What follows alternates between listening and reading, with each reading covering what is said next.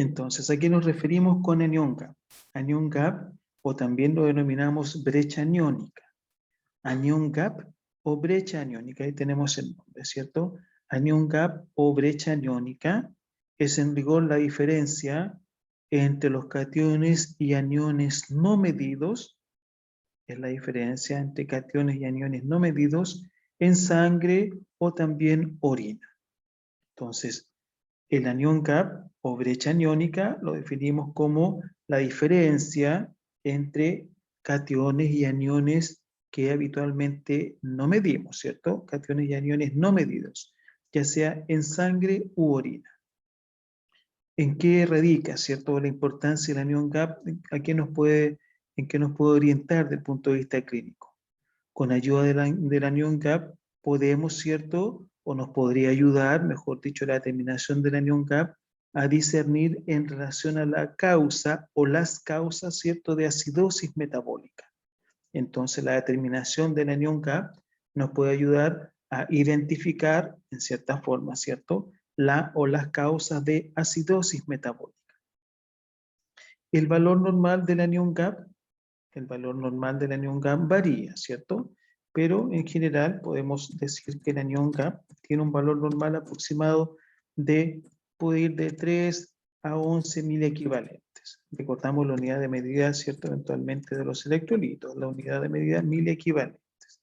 De 3 a 11 mil equivalentes es aproximada, ¿cierto?, la unidad de medida, de el anión gap normal. Promedio, anión gap de 3 a 11 mil equivalentes, siendo 6 el promedio habitual, pero puede ir el anión gap variar de 3 a 11 mil equivalentes como cifra normal de nuestro anión gap. Y para determinar el anión gap podemos utilizar dos fórmulas, las tenemos aquí en la pantalla. Una fórmula que nos aporta el potasio y otra fórmula, ¿cierto?, sin potasio. Entonces, para el cálculo de nuestra anión gap, podemos utilizar esta fórmula que tiene potasio o esta otra fórmula, ¿cierto?, que no tiene potasio. Entonces, la primera fórmula diríamos que el anión gap será igual al sodio más el potasio menos la suma del cloro con bicarbonato. Si tendríamos, ¿cierto?, eventualmente el potasio para establecer esta fórmula. O si no, utilizamos la segunda fórmula que nos habla anión gap será igual a sodio menos la suma del cloro más el bicarbonato, ¿cierto? Es decir, podemos utilizar para nuestro cálculo del anión gap potasio o sin potasio, fórmula con potasio o la segunda fórmula sin potasio.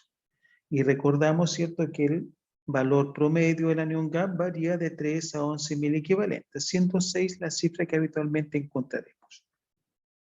Hacemos el cálculo con los parámetros que ya tenemos, por ejemplo, y nos sale un anión gap aumentado.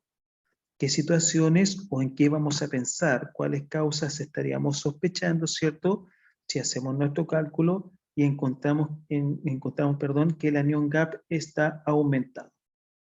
Si encontramos que el anión gap está aumentado, ¿cierto?, podemos inferir que hay aumento de aniones no medidos en sangre, ¿cierto? Si encontramos un anión gap aumentado, podríamos inferir que hay aumento de los aniones no medidos en sangre.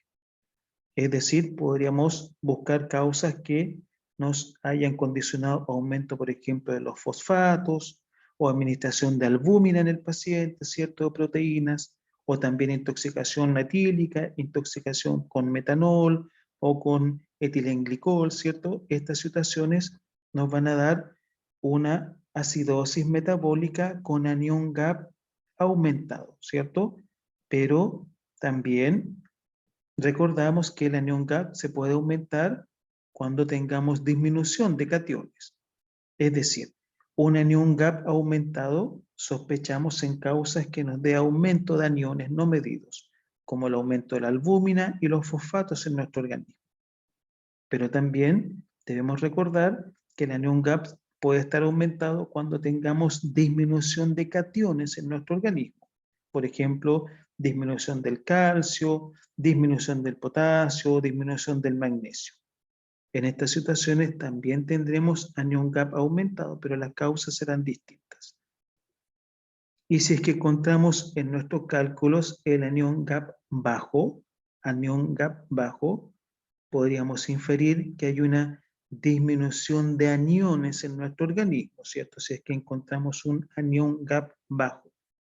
¿Y en qué situaciones podríamos encontrar una disminución de aniones en nuestro organismo? Disminución de la albúmina, en estados, ¿cierto?, que nos pueden condicionar hipoalbuminemia, disminución de la albúmina, de las proteínas en nuestro organismo, por ejemplo, la desnutrición o en algunas enfermedades, por ejemplo, del hígado, que nos pueden provocar hipoalbuminemia, disminución de la albúmina de las proteínas en nuestro organismo. Nos va a dar esta situación una acidosis metabólica con anión GAP disminuido. Por lo tanto, cuando disminuye nuestro anión GAP, podríamos inferir que la causa podrían ser disminución de los aniones, como la hipoalbuminemia, disminución de la albúmina en nuestro organismo, o aumento de cationes no medidos, disminución de los aniones o aumento de cationes no medidos en nuestro organismo. Aumento del fósforo, por ejemplo, o aumento del litio o del calcio.